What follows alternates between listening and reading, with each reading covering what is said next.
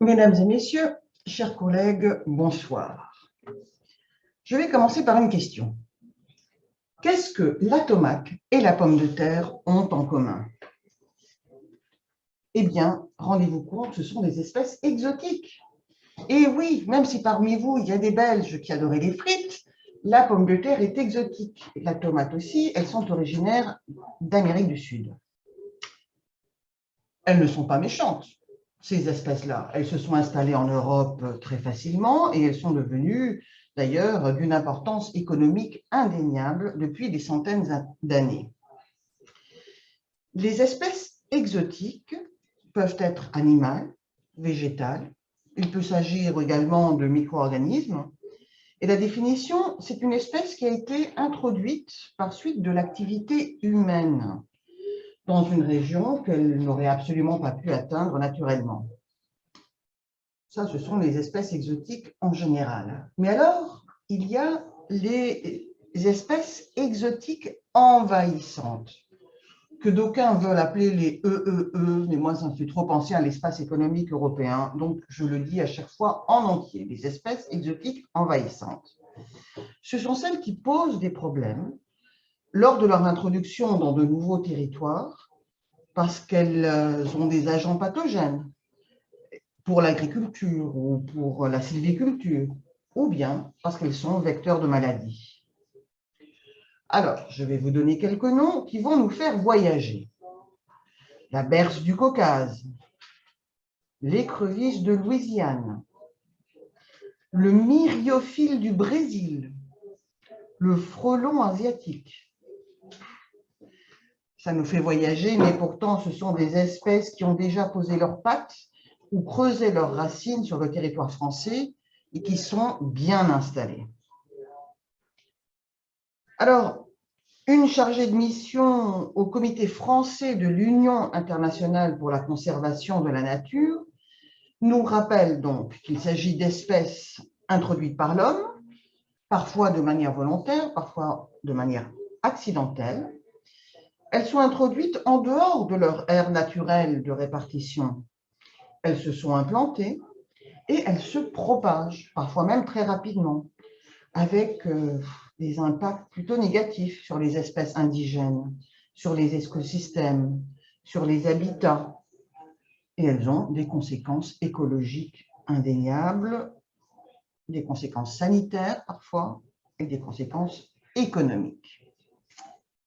Alors, ces espèces exotiques envahissantes, elles sont présentes en fait un peu partout. Le phénomène est global. La France, quant à elle, est particulièrement touchée parce qu'elle est au cœur de nombreux flux touristiques et commerciaux. Petite parenthèse, peut-être qu'avec la Covid, il y a une diminution du nombre d'espèces exotiques envahissantes, on peut l'espérer. Alors, ces espèces, elles arrivent souvent en tant que passagers clandestins dans des bateaux cargos, dans des cargaisons de marchandises. Ou bien on peut acheter des fleurs d'ornement pour agrémenter son jardin et malheureusement, ça devient envahissant. Ça entraîne donc des invasions biologiques et c'est à cause de la mondialisation que ces invasions se multiplient à une vitesse croissante. On peut dire qu'en France, un département compte en moyenne 12 espèces exotiques envahissantes de plus tous les 10 ans, et ce, depuis 1982. Alors après, on peut commencer à réfléchir un peu et se dire, mais on nous bassine tout le temps sur la biodiversité. On nous dit qu'il faut protéger toutes les espèces. Donc c'est bien qu'il y ait de nouvelles espèces. Que nenni! Parce que les espèces exotiques envahissantes représentent l'un des principaux dangers pour la biodiversité, avec la destruction des habitats naturels, la surexploitation des ressources également. Donc, les espèces qui disparaissent dans le monde sont dues, enfin la disparition des espèces dans le monde plutôt, est due en deuxième lieu à ces espèces envahissantes exotiques. Comment ça se fait? Comment ça fonctionne, cette disparition de la biodiversité? Eh bien, parce que les espèces exotiques envahissantes, en s'implantant, vont entrer en compétition avec les espèces indigènes. Puis elles peuvent aussi être prédateurs des espèces indigènes. Par exemple, la grenouille taureau. Je ne sais pas si vous en avez entendu parler. Ce sont des grenouilles qui peuvent atteindre jusqu'à 40 centimètres. Eh bien, elle est originaire d'Amérique. Mais maintenant, on la trouve en Nouvelle-Aquitaine ou en Sologne. Et elle va s'attaquer aux amphibiens locaux. D'ailleurs, ça fait déjà 20 ans qu'on mène des actions de lutte en Sologne contre la grenouille taureau. Et a priori, cela semble porter ses fruits. Aujourd'hui, moins d'une dizaine d'étangs seraient colonisés, alors qu'en 2002, il y en avait 120. Malheureusement, ces actions de lutte étaient financées par un programme européen qui va s'arrêter au printemps prochain. Faute de nouveaux fonds, les efforts pourraient être annihilés. Je vais maintenant citer un écologiste, un chargé de mission à l'Office français de la biodiversité, qui nous explique que les espèces exotiques envahissantes génèrent aussi des effets à l'échelle des écosystèmes, parce que ça peut avoir des interactions même sur la biochimie des milieux naturels, ou par exemple, il peut y avoir un effet de sédimentation qui va envahir les cours d'eau. Mais il y a aussi des conséquences sanitaires, un risque pour la santé humaine. Vous avez certainement entendu parler ou même subi les piqûres du moustique tigre, qui est vecteur de plusieurs maladies. Il est arrivé en Europe par le biais du commerce des pneus usagés. Et puis en fait, il est associé à la transmission de plus de 20 agents pathogènes humains, comme la fièvre jaune ou la dengue. Il y a aussi des plantes exogènes telles que l'ambroisie et la berce du Caucase. Celles-ci, elles provoquent des allergies très très fortes.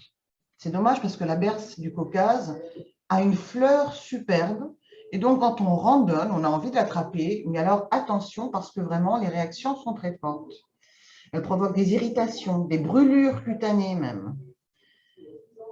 Et a priori, d'après une étude pas épidémiologique, mais enfin sanitaire, qui a été menée en France, il y aurait entre 1 million et 3,5 millions de personnes concernées par cette allergie aujourd'hui. Et puis, donc après le problème sanitaire, il y a le problème économique. L'argent, c'est le nerf de la guerre, on dit. Et qu'est-ce qui se passe avec ces plantes? C'est qu'elles vont, par exemple, coloniser les champs de tournesol. Et donc, il y aura une baisse de rendement pour les agriculteurs. Et elles vont perturber de nombreuses activités économiques. Le frelon asiatique est responsable de la mort de colonies d'abeilles domestiques. On ne va plus avoir de miel européen si on continue. C'est le cas aussi du myriophile qui envahit les canaux de l'Est de la France et qui empêche la navigation. Donc, tout un pan de l'économie qui s'arrête. On a essayé d'estimer les coûts entraînés par ces espèces exotiques envahissantes. C'est un groupe de chercheurs qui s'est attelé à compiler et à classer l'ensemble des coûts recensés depuis 25 ans.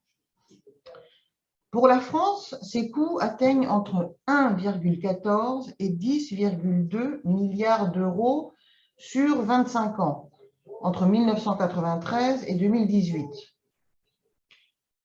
Si vous n'êtes pas bon en calcul mental, je vais vous dire ce que ça fait en millions d'euros par an. Ça fait entre 44 et 395 millions d'euros par an. L'essentiel de ces coûts sont ceux des pertes et des dommages.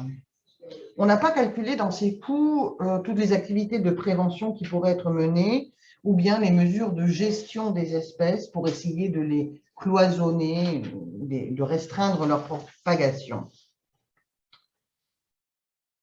Ce qui m'amène justement à ce que l'on essaye de faire pour remédier à ce problème. Déjà, il y a la Convention des Nations Unies sur la diversité biologique. Conformément à cette convention, les États membres doivent, et je cite, « dans la mesure du possible et le cas échéant, empêcher l'introduction, contrôler ou éradiquer les espèces exotiques qui menacent écosystèmes, habitats ou espèces. » Fin de citation. Cette convention avait été adoptée en 2010 et elle s'était donnée pour objectif que, je recite, « d'ici à 2020, les espèces exotiques envahissantes soient identifiées et classées en ordre de priorité et que par conséquent, les espèces prioritaires soient contrôlées et éradiquées. »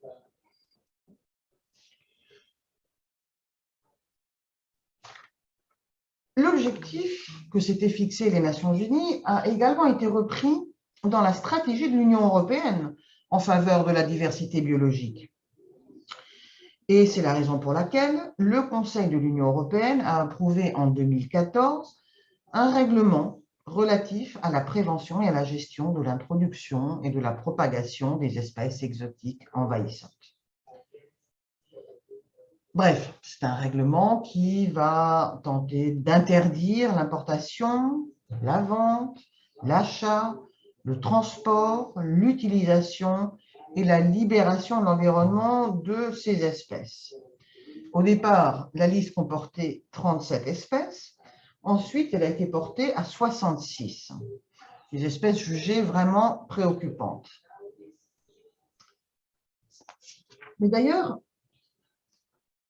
est-ce que ce sont vraiment toutes les espèces qui sont reprises dans les listes? Non. Et on le sait parce qu'il y a eu auparavant un projet de recherche financé par l'Union européenne qui s'appelle DAISY, de son sigle en anglais, Établissement d'un inventaire des espèces exotiques envahissantes pour l'Europe, qui avait, comme son nom l'indique, l'objectif d'établir un inventaire, donc de répertorier toutes les espèces exotiques présentes dans les campagnes, dans les voies d'eau et dans les milieux marins d'Europe. Il y en avait plus de 10 000.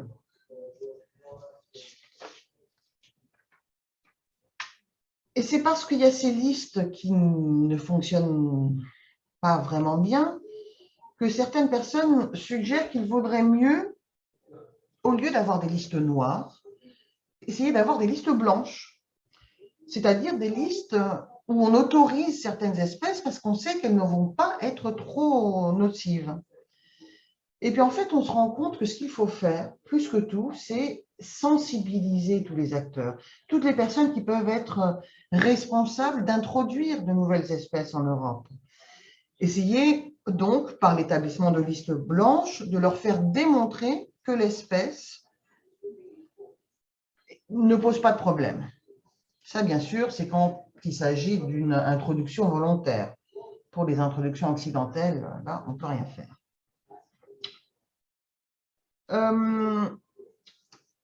Comme toujours, je ne suis pas le temps qui m'est imparti. Je peux vous dire qu'il y a malgré tout, parce que je ne vais pas dresser un tableau trop noir, hein, il y a malgré tout de bons exemples. En 2011, on a créé l'Observatoire des ambroisies, qui va gérer justement l'évolution de l'espèce au niveau national en France. Et il y a aussi des coordinateurs régionaux et il y a des référents territoriaux qui sont établis dans chaque mairie. Donc, c'est vraiment un effort à l'échelle nationale. Il y a une plateforme dans laquelle chaque personne sensibilisée et formée peut signaler la présence de plants d'ambroisie. C'est merveilleux quand ça marche. Mais bon, il faut donc mobiliser les citoyens pratiquement. On se rend compte que plus que les mesures que j'ai évoquées jusqu'à présent, il faut essayer de renforcer la coordination et surtout les experts déplorent l'absence d'une structure de biosécurité. Donc la biosécurité, c'est quand on essaye de protéger l'environnement par le biais d'une surveillance, ce qui permettrait de détecter l'arrivée de ces espèces au moment où elles rentrent, et pas quand elles ont déjà colonisé la moitié de l'Europe. En effet, plus la détection d'une espèce est précoce, plus les chances de s'en débarrasser sont élevées. La lutte est beaucoup plus fastidieuse. La lutte peut être vaine, alors que la prévention peut être plus efficace. On a vu l'exemple du frelon asiatique. Les premières études ont été réalisées en France en 2004, et à ce moment-là, le frelon asiatique était présent dans 13 départements, alors qu'aujourd'hui, il est pratiquement dans tout l'Hexagone. Le responsable frelon asiatique du Muséum d'histoire naturelle nous explique qu'aujourd'hui, la destruction des nids n'a pratiquement aucun impact et n'a plus aucun sens, sauf sur des territoires encore préservés ou épargnés, comme la Corse. Donc, il faudrait augmenter les moyens alloués à la lutte contre les espèces exotiques envahissantes, mais surtout, il faut renforcer les actions de prévention avec une sensibilisation accrue de tous les professionnels concernés, qu'ils soient horticulteurs, paysagistes, transporteurs. Mais il faut aussi sensibiliser le grand public. Et c'est justement ce que j'essaye de faire aujourd'hui. Quand vous rentrez de voyage ou quand, dans un futur lointain, vous rentrerez de voyage après la Covid, ne ramenez pas de graines. Quand vous déménagez et que vous ne voulez plus de votre aquarium, ne videz pas le contenu dans la nature.